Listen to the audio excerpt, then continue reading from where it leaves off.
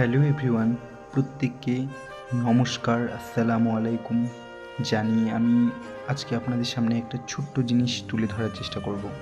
আপনারা প্রত্যেকেই জানেন যে গত রবিবার ৩১ মার্চ একটা বিধ্বংসী ঝড় আছড়ে পড়েছিল জলপাইগুড়ি সদর শহরের উপরে এবং ময়নাগুড়ি ব্লকের কিছুটা অংশে। তো আমার এক বন্ধু যে আমাকে জোর করেছিল যে দেখে আসার জন্য। তো আমি আজকে সেই বাস্তব অভিজ্ঞতা আমি সেখানে গিয়ে যা যা দেখলাম সেই জিনিসটাই আমি আমার অডিয়েন্সদের সামনে তুলে ধরার চেষ্টা করব, যারা যারা সেই জায়গায় যায়নি, যাতে তারাও দেখার সুযোগ পায় সেখানে কী পরিস্থিতি তৈরি হয়েছিল।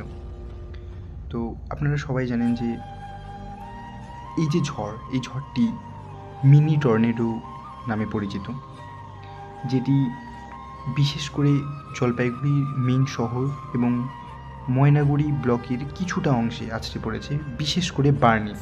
আমি এই মুহূর্তে যে জায়গাটিকে তুলে ধরার চেষ্টা করছি এটা ময়নাগুড়ি ব্লকের বার্নিস সংলগ্ন এরিয়া, যেখানে সবচেয়ে বেশি অ্যাফেক্টেড হয়েছে এই ঝড়ের দ্বারা। তো আমি বলতে চাইবো যে প্রায় মুহূর্তের মধ্যে ৩৬৭ জনের মতো মানুষকে আহত করেছে এই মর্মান্তিক ঝড়। দুটি ভিন্ন জায়গায় পড়ে থাকা গাছের নিচে পিষ্ট হয়ে ৪ জন মারা গেছেন। আর পশু পাখিদের কথা বলার অপেক্ষা রাখে না। আপনারাই আন্দাজ করে নেন তাদের কী অবস্থা হতে পারে এই বিধ্বংসী ঝড়ে।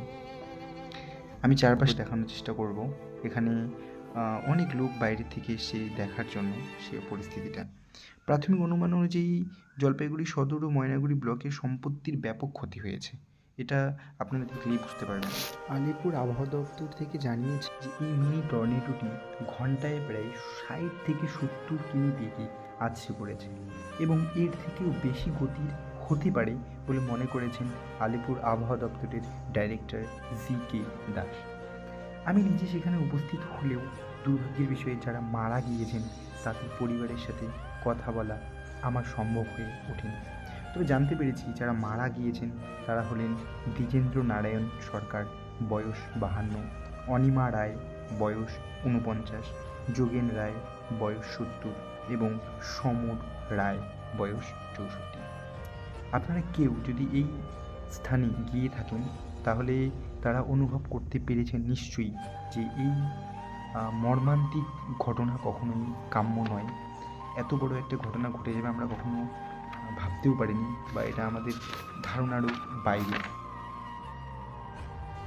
আমি সেখানকার কিছু মানুষজনের সঙ্গে কথা বলেছি, তো তাদের বক্তব্য অনুযায়ী ইতিহাসের পাতায় কালো দাগ হয়ে থাকার মতো এই ঘটনা। আপনারা দেখতেই পাচ্ছেন চারিদিকে। চলতে চলতে দেখতে পাচ্ছিলাম যে একটি মারুতি গাড়ি পড়ে রয়েছে একটি বাড়ির কোণে। তো সেখানকার স্থানীয় লোকের কাছে জানতে পারলাম যে এই মারুতি গাড়িটি আদৌ এখানকার নয়। এই মারুতি গাড়ি এখান থেকে প্রায় আরও ৫০০ মিটার দূরে অন্য কোনো বাড়ির, কিন্তু হাওয়ার চোটে মারুতি গাড়িটি প্রায় উড়ে এসে এখানে পড়েছে। তো ভাবতেই পারছেন যে কীরকম স্পিডে ঝড়টি এসেছে। আর দূরে দেখা যাচ্ছে যে একটা শৌচালয়ের ভিতরে একটি ভ্যান ঢুকে গেছে। আমি খবর নিয়ে দেখলাম যে এই ভ্যানটি প্রায় ১ কিলোমিটার দূরে অন্য কোনো বাড়ির মালিকের, তো সেটা উড়ে এসে এখানে এসে ঢুকে গিয়েছে। জুম করে আপনাদের সামনে এটা তুলে ধরার চেষ্টা করব। দেখতেই পাচ্ছেন কী পরিস্থিতি, চারদিকে তছনছ হয়ে গেছে। আমি সত্যি কথা বলতে কি সেখানে যাওয়ার পরে মন খুবই খারাপ হয়ে গেছিলো, আর মানে মানসিক দিক থেকে ভেঙে পড়ার মতো একটা পরিস্থিতি হয়েছে। প্রচুর লোক বাইরের থেকে, প্রচুর স্থানীয় লোক, বাইরের লোক এবং বিশেষ করে এখানে যারা অ্যাফেক্টেড হয়েছেন তাদের যে আত্মীয় স্বজনরা এসে ভিড় করেছে। সরকারের তরফ থেকে প্লাস্টিক, তারপরে হচ্ছে তোমার মানে যেটুকু দেওয়া যায়, এবং কিছু কিছু এনজিওকেও দেখলাম সেখানে দৌড়ে এসেছে মানে সাহায্যের জন্য। তো এই যে একটা অ্যাল্টো গাড়ি দেখা যাচ্ছে, গাড়িটা সত্যি একদম নতুন। আমি নিজে গিয়ে দেখলাম সেই নতুন গাড়িটি এতটা মানে অ্যাফেক্টেড হয়েছে যে মানে ধারণার বাইরে। আপনারা একটা বাড়ি দেখতে পাচ্ছেন, এই বাড়িটা নতুন তৈরি হচ্ছিল। এই বাড়িটার যে বিম, সেই বিম তারপরে ওয়াল সেই ভেঙে পড়ে গিয়েছে, বোঝাই যাচ্ছে। আমি একবার জুম করে টানবো, দেখুন যে কীভাবে যে একটা বাড়ি, পাকা বাড়ি, সেটাও ভেঙে যেতে পারে। তার মানে জাস্ট একবার ধারণা করে দেখুন তো কত স্পিডে বাতাসটা আসতে পারে। এখানে প্রচুর লোকজন এসছে, কান্নাকাটি।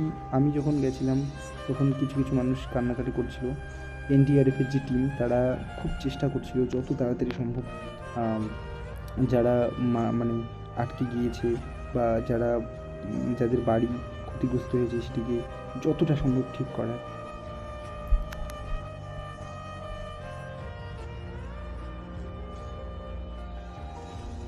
যেই মুহূর্তে আমি সেখানে উপস্থিত ছিলাম, বিরোধী দলনেতা শুভেন্দু অধিকারী সেখানে উপস্থিত ছিলেন এবং তিনি যারা ক্ষতিগ্রস্ত হয়েছেন তাদের সঙ্গে কথা বলছিলেন।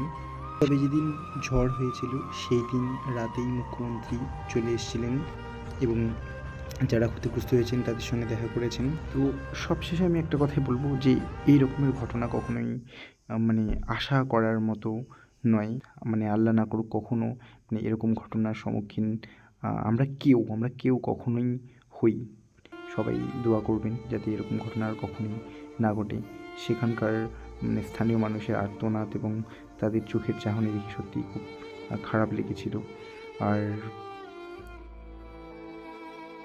সত্যি কথা বলতে কি, পরের দিন যদি আমি এই জায়গাটিতে উপস্থিত না হতাম তাহলে হয়তো আপনাদের সামনে এত কিছু তুলে ধরতে পারতাম না। আশা করব সবাই ভালো থাকবেন, সুস্থ থাকবেন।